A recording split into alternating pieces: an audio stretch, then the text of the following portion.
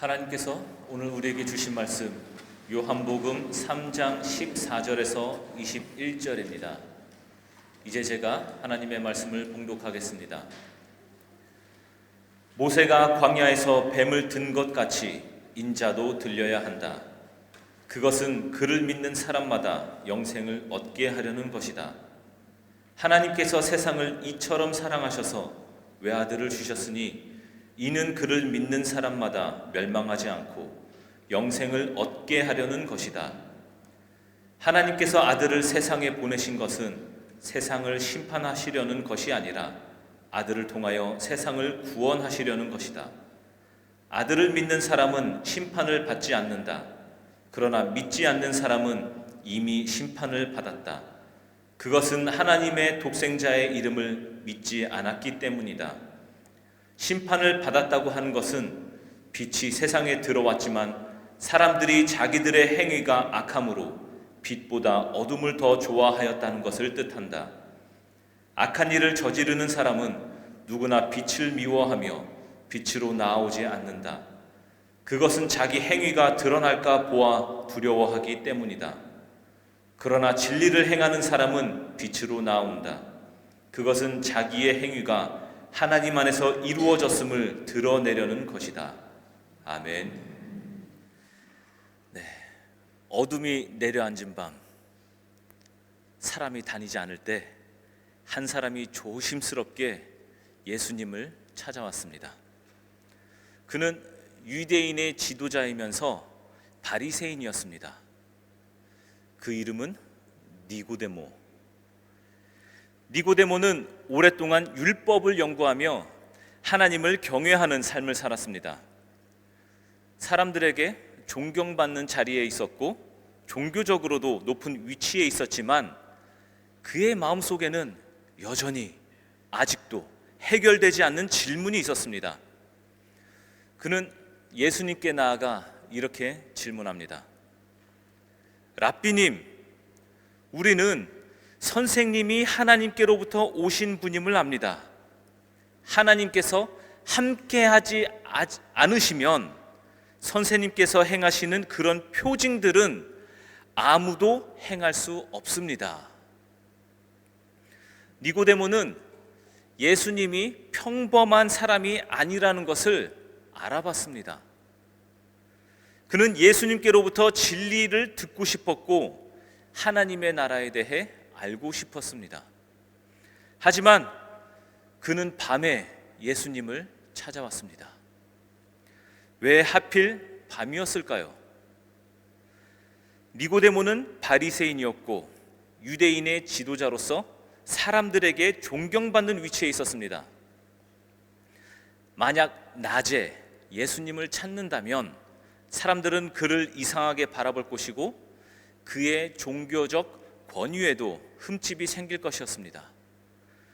그래서 그는 밤이라는 시간을 택했습니다.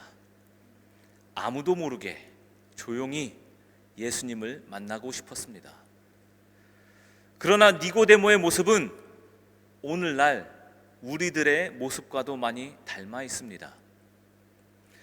우리는 교회를 다니고 신앙생활을 하지만 때로는 마음속에 해결되지 않은 질문들이 있습니다. 나는 정말 구원받았는가? 하나님 나라는 어떤 곳인가? 신앙생활을 하지만 여전히 불안한 이유는 무엇인가? 어쩌면 우리도 니고데모처럼 다른 사람들의 시선을 의식하며 살아가고 있을지 모릅니다. 교회에서는 믿음이 좋은 사람처럼 보이지만 실제로는 신앙에 대한 확신이 없을 수도 있습니다. 사람들에게 보이기 위한 신앙생활을 하고 있는 것은 아닌지, 하나님 앞에서 진정한 믿음을 가지고 살아가고 있는지를 돌아봐야 합니다. 이러한 고민을 가지고 예수님께 나온 니고데모에게 예수님께서는 한 가지 중요한 가르침을 주십니다. 그것은 바로 다시 태어나야 한다는 것입니다. 그리고 그 말씀에 이어 예수님께서는 모세가 광야에서 뱀을 든 것 같이 인자도 들려야 한다고 말씀하십니다. 인자가 들린다는 것은 앞으로 십자가에 달리실 것을 말씀하시는 것입니다. 즉 십자가를 바라보는 것이야말로 참된 구원의 길임을 선포하신 것입니다. 오늘 우리는 니고데모처럼 예수님께로 나아가야 합니다. 단순히 종교적인 질문을 넘어서 십자가 앞에서 우리의 믿음을 다시 점검해야 합니다. 우리가 바라봐야 할 것은 우리의 행위나 신앙의 경력이 아니라 오직 십자가입니다. 니고데모는 사람들의 눈을 피해 한밤중에 예수님을 찾아갔습니다. 그는 유대 사람의 지도자였으며 율법의 정통한 선생이었습니다. 그는 예수님이 행하신 표징들을 보고 그가 하나님께로부터 오신 분임을 알았다고 합니다. 그러나 예수님의 대답은 그가 예상한 것과 달랐습니다. 예수님은 다시 태어남에 대해 이야기하시면서 광야에서 모세가 놋뱀을 든 사건을 언급하셨습니다. 다시 말씀을 보겠습니다.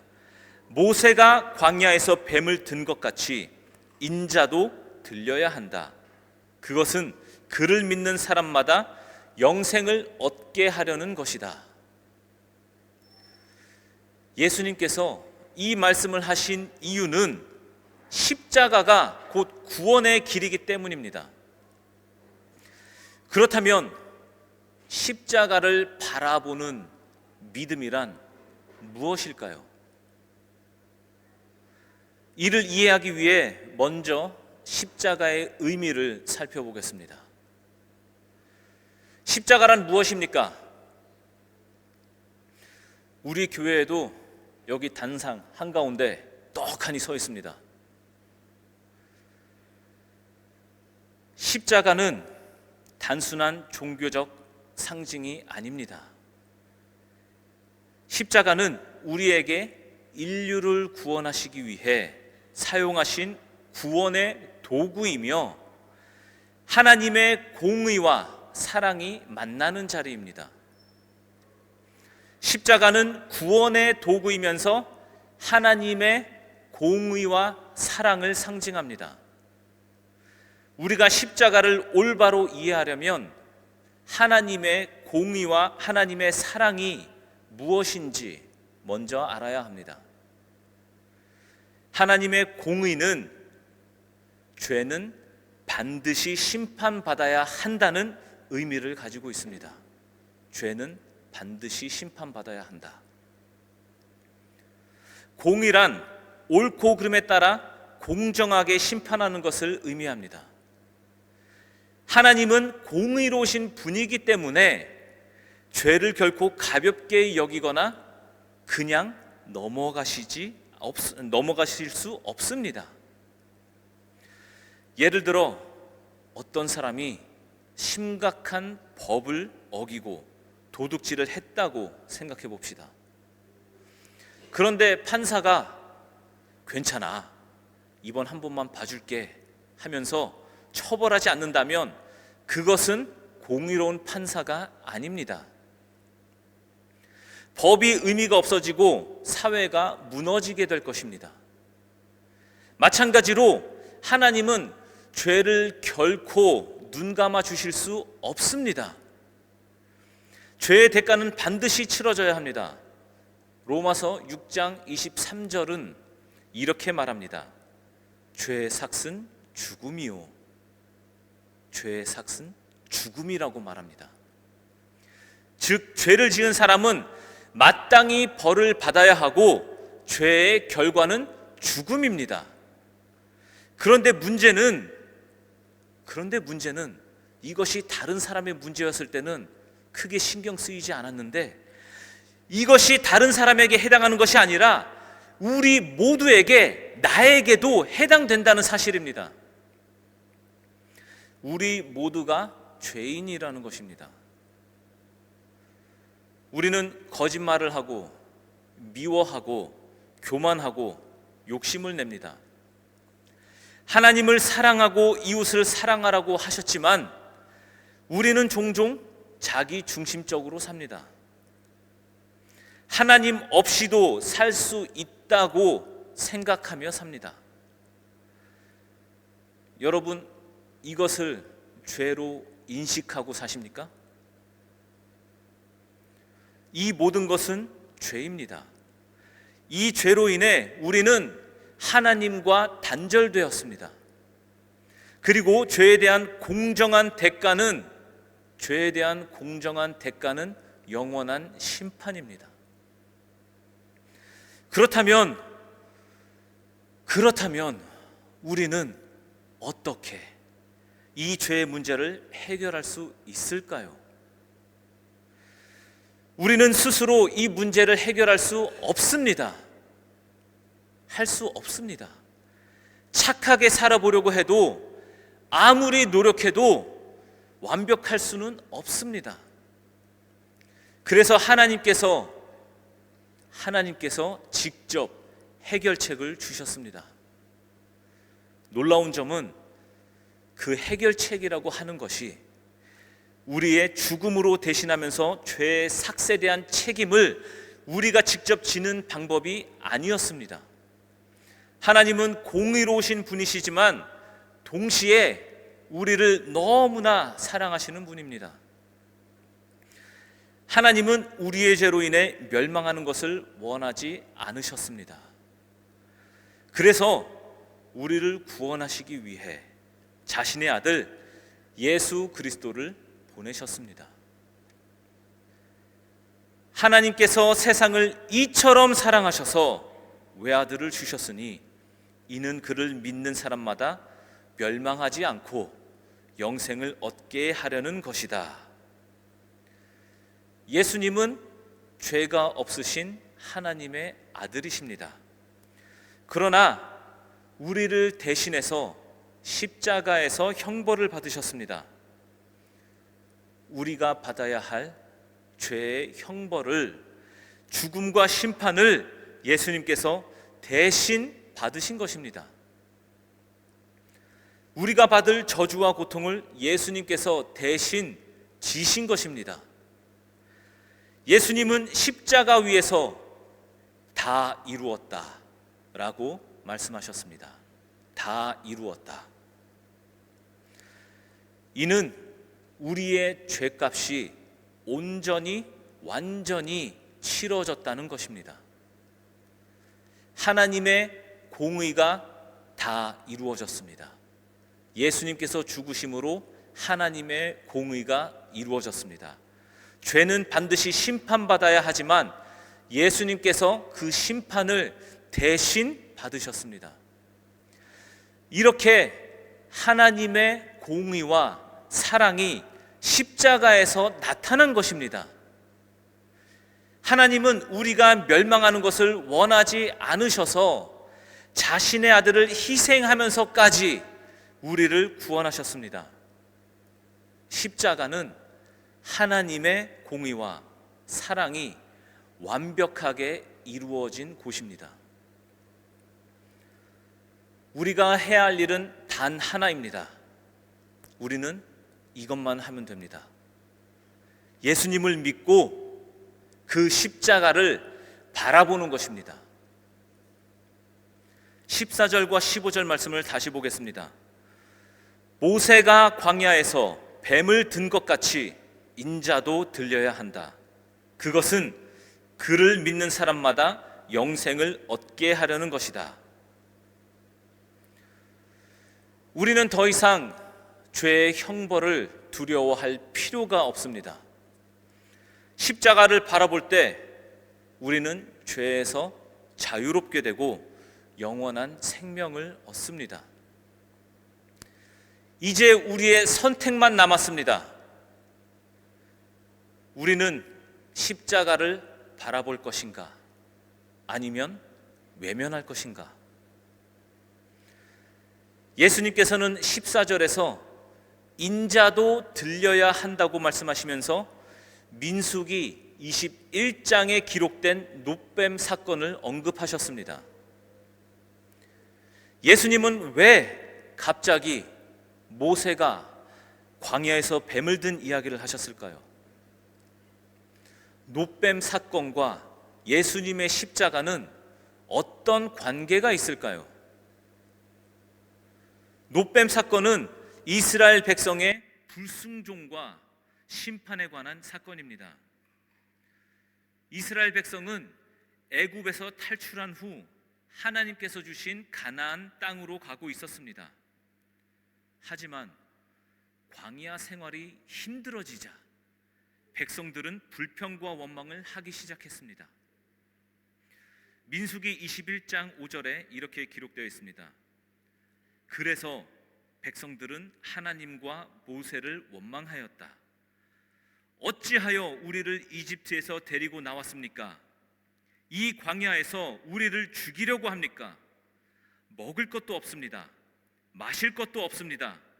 이 보잘것없는 음식은 이제 진저리가 납니다.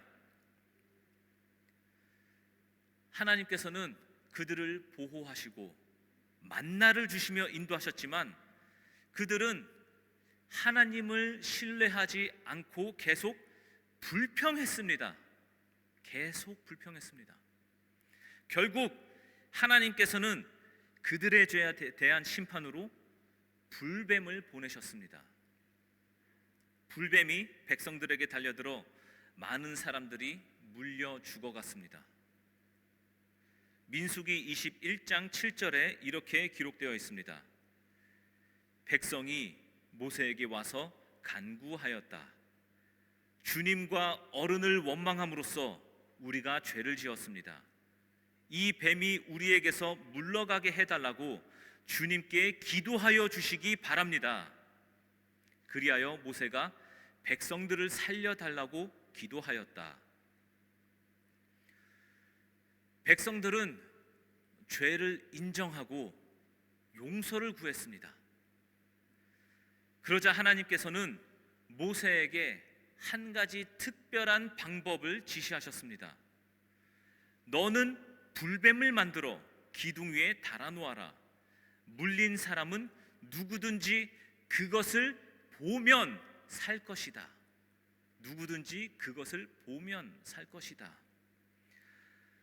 모세는 놋으로 불뱀을 만들어 높은 장대에 매달았습니다. 그리고 백성들에게 말했습니다. 이 놋뱀을 바라보는 사람은 누구든지 살아날 것이다. 놀랍게도 불뱀, 놋으로 만든 그 불뱀에 물린 사람이 놋뱀을 바라보면 즉시 살아났습니다. 아무것도 할 필요 없이 그저 그 놋뱀을 바라보는 것만으로 구원을 받았습니다. 예수님께서는 니고데모와의 대화에서 자신의 십자가를 놋뱀 사건과 연결하여 설명하셨습니다. 왜냐하면 놋뱀 사건은 예수님의 십자가를 예표하기 때문입니다. 이스라엘 백성이 죄를 범하여 뱀에 물린 것처럼 우리도 모두 죄를 범하여 영적으로 죽을 수밖에 없는 존재입니다. 로마서 3장 23절은 이렇게 말합니다. 모든 사람이 죄를 범하였습니다. 그래서 사람은 하나님의 영광에 못 미치는 처지에 놓여 있습니다. 죄로 인해 우리에게 죽음이 찾아왔습니다. 이제 우리도 이스라엘 백성처럼 구원을 받을 방법이 필요합니다. 하나님께서는 모세에게 놋뱀을 만들어 높이 들라고 하셨습니다. 마찬가지로 하나님께서는 예수님을 십자가에 달려 높이 들리게 하셨습니다. 오늘 본문 말씀은 우리에게 정확하게 이야기합니다. 모세가 광야에서 뱀을 든 것 같이 인자도 들려야 한다. 놋뱀을 바라본 사람이 살아난 것처럼 십자가를 믿음으로 바라보는 사람은 영원한 생명을 얻게 됩니다. 모세는 이스라엘 백성에게 놋뱀을 바라보라고 말했습니다. 바라보는 것이 믿음의 행동이었습니다. 그러나 한번 잘 생각해 보십시오. 이게 말이나 되는 얘기입니까? 그 바라본다고 그 몸에 퍼진 독이 해결되는 것입니까? 상식적으로 한번 생각해 보세요. 이게 말이나 되는 것입니까? 그런데 놋뱀을 바라본 사람들은 모두 회복되고 살아났습니다. 놋뱀을 바라보는 것이 구원의 유일한 방법이었듯이 십자가를 믿는 것이 구원의 유일한 방법입니다. 이스라엘 백성들은 자신의 노력이나 행위로 살아날 수 없었습니다. 오직 놋뱀을 바라보는 것만으로 살았습니다. 마찬가지로 우리는 선한 행위를 해서 구원받는 것이 아니라 오직 예수님의 십자가를 바라봄으로, 믿음의 눈으로 바라봄으로, 믿음으로 영생을 얻습니다. 오늘 본문 말씀은 우리에게 정확하게 이야기합니다. 그것은 그를 믿는 사람마다 영생을 얻게 하려는 것이다.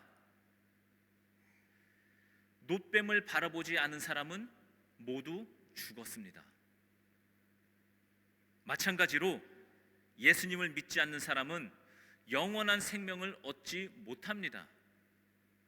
놋뱀 사건을 통해 예수님께서는 우리에게 중요한 질문과 메시지를 주십니다.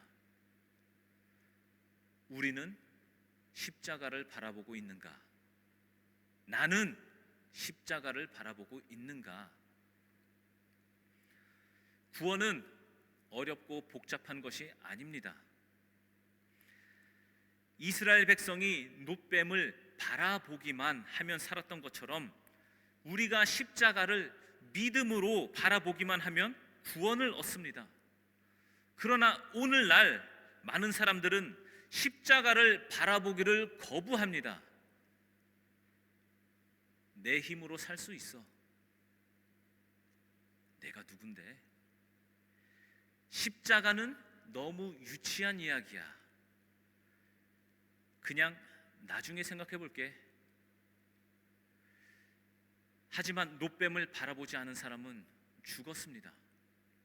마찬가지로 예수님의 십자가를 믿지 않는 사람은 영원한 생명을 얻지 못합니다. 오늘 하나님께서 우리에게 말씀하십니다. 너는 십자가를 바라보았느냐? 너는 예수 그리스도를 믿고 있는가? 지금 이 순간 우리는 선택해야 합니다.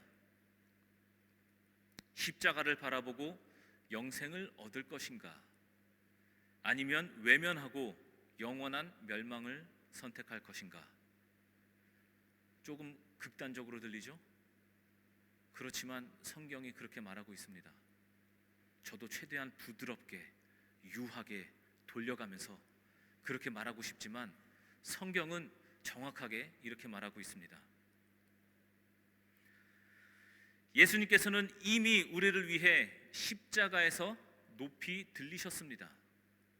이제 우리는 십자가를 바라보고 믿기만 하면 됩니다. 십자가를 바라보십시오. 그리고 영생을 얻으십시오. 우리는 앞에서 십자가가 하나님의 공의와 사랑이 만나는 곳이며 놋뱀 사건이 십자가를 예표하는 것임을 살펴보았습니다. 이제 마지막으로 또 한 가지 중요한 질문이 남았습니다. 십자가를 바라보는 믿음이 우리의 삶에 어떤 변화를 가져오는가? 구원의 유일한 길인 십자가를 믿는다는 것은 우리의 일상에서 어떻게 나타나야 하는가? 예수님을 믿는다는 것은 단순히 지식적으로 동의하는 것이 아닙니다. 아, 그래, 내가 성경 말씀을 통해서 배웠지, 내가 알고 있지, 그래, 알고 있으면 됐어. 단순히 지식적으로 동의하는 것이 아닙니다. 진정한 믿음은 삶의 변화를 가져옵니다. 특히 사순절을 보내는 이 시기에 우리는 십자가를 바라보는 삶이 무엇인지 깊이 묵상하고 적용해야 합니다. 오늘날 많은 사람들은 다양한 방법으로 구원을 얻으려 합니다. 어떤 사람들은 선한 행위를 하면 구원을 받을 수 있다고 믿고, 어떤 사람들은 모든 종교가 결국 같은 길로 가는 것이라고 말합니다. 하지만 사도행전 4장 12절의 말씀은 분명히 말합니다. 이 예수밖에는 다른 아무에게도 구원은 없습니다. 사람들에게 주신 이름 가운데 우리가 의지하여 구원을 얻어야 할 이름은 하늘 아래에 이 이름밖에 다른 이름이 없습니다. 성경 말씀은 정확하게 이렇게 얘기해 주고 있습니다. 또 요한복음 14장 6절을 보겠습니다. 예수께서 그에게 말씀하셨다. 나는 길이요 진리요 생명이다. 나를 거치지 않고서는 아무도 아버지께로 갈 사람이 없다. 나를 거치지 않고서는 아무도 하나님께로 갈 사람이 없다. 예수님만이 우리의 죄를 대신 짊어지시고 십자가에서 죽으셨기 때문에 오직 예수님을 통해서만 구원을 받을 수 있습니다.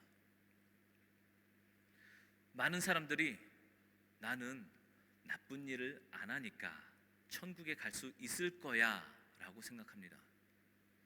하지만 죄에서 벗어나 구원받는 것은 우리의 착한 행위로 되는 것이 아닙니다. 우리가 착한 행위를 하는 것은 예수 그리스도의 본을 따를 뿐입니다. 그것으로 가는 게 아닙니다.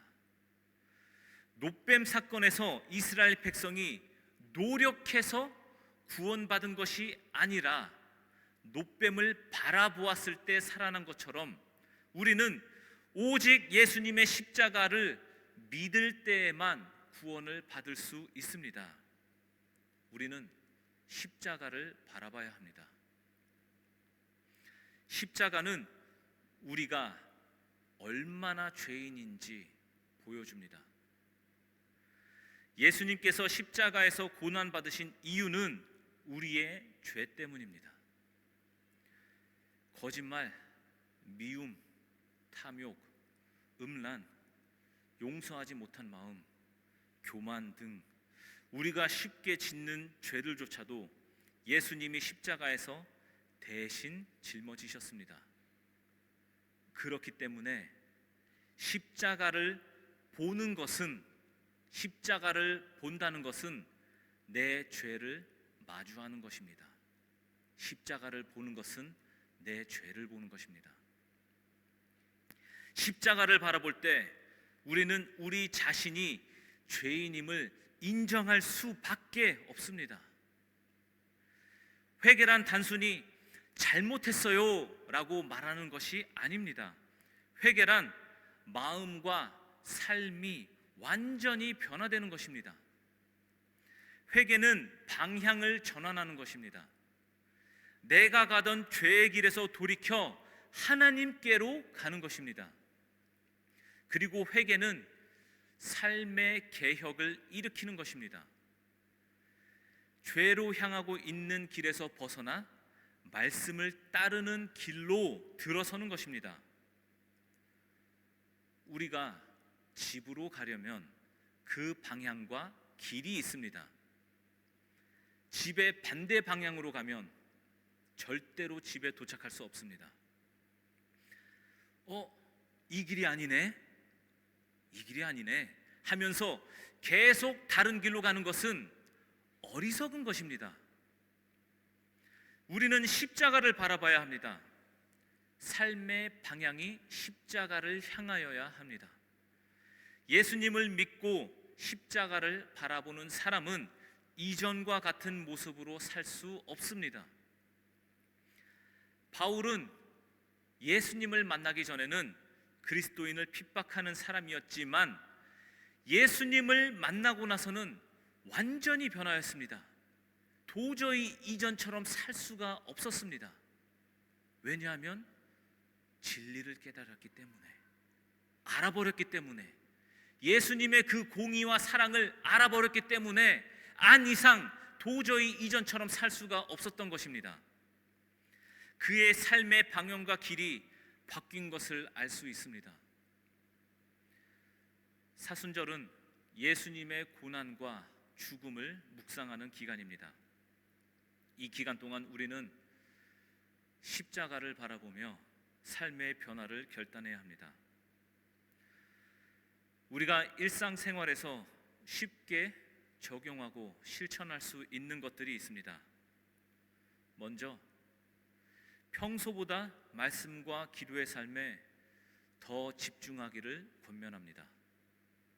그리고 절제와 사랑의 실천으로 우리의 생활에 변화를 주면 좋겠습니다.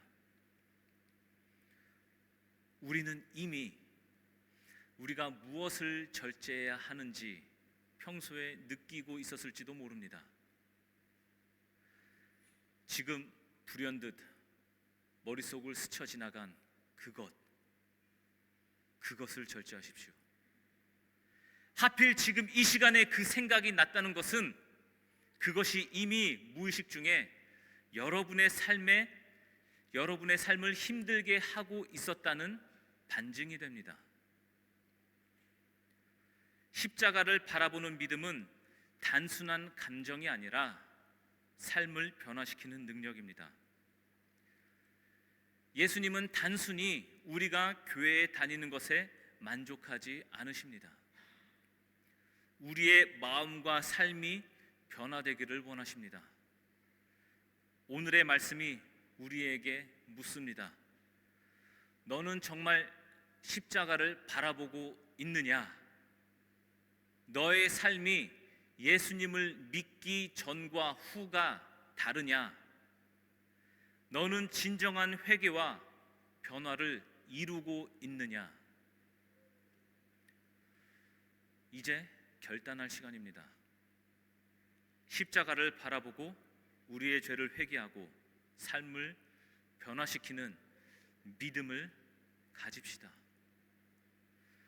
우리 모든 성도가 십자가를 바라보는 믿음을 가지며 삶이 변화되어 은혜를 경험하게 되길 기도하며 축복합니다. 기도하겠습니다. 하나님 감사합니다.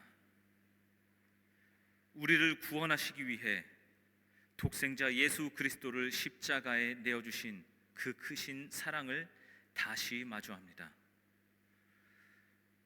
우리의 죄를 대신하여 고난을 받으시고 그 피를 흘려 죽으시며 구원의 길을 여신 주님의 은혜를 잊지 않게 하옵소서. 우리가 십자가를 바라볼 때 단순한 상징이 아니라 우리의 생명을 살리는 유일한 소망임을 깨닫게 하옵소서. 세상의 유혹과 죄악 속에서 방황할 때마다 다시 십자가 앞으로 나아가 회개하고 주님의 은혜를 붙들게 하옵소서. 우리의 삶이 예수님을 믿는 믿음 위에 굳게 서게 하시고 십자가의 사랑을 닮아가는 삶이 되게 하옵소서. 이 사순절 기간 동안 주님의 고난을 깊이 묵상하며 더욱 겸손한 마음으로 주님을 따르게 하시고 나 자신을 위해서가 아니라 하나님의 나라와 이웃을 위해 헌신하는 믿음을 실천하게 하옵소서. 우리의 삶이 어둠을 따르지 않고 빛을 선택하게 하시고 주님의 사랑과 복음을 전하는 도구로 쓰임받게 하옵소서. 이제 우리의 마음과 시선을 세상이 아닌 십자가로 돌리게 하시고 예수 그리스도의 은혜 안에서 승리하는 삶을 살게 하옵소서. 우리를 구원하신 예수 그리스도의 이름으로 기도드립니다. 아멘.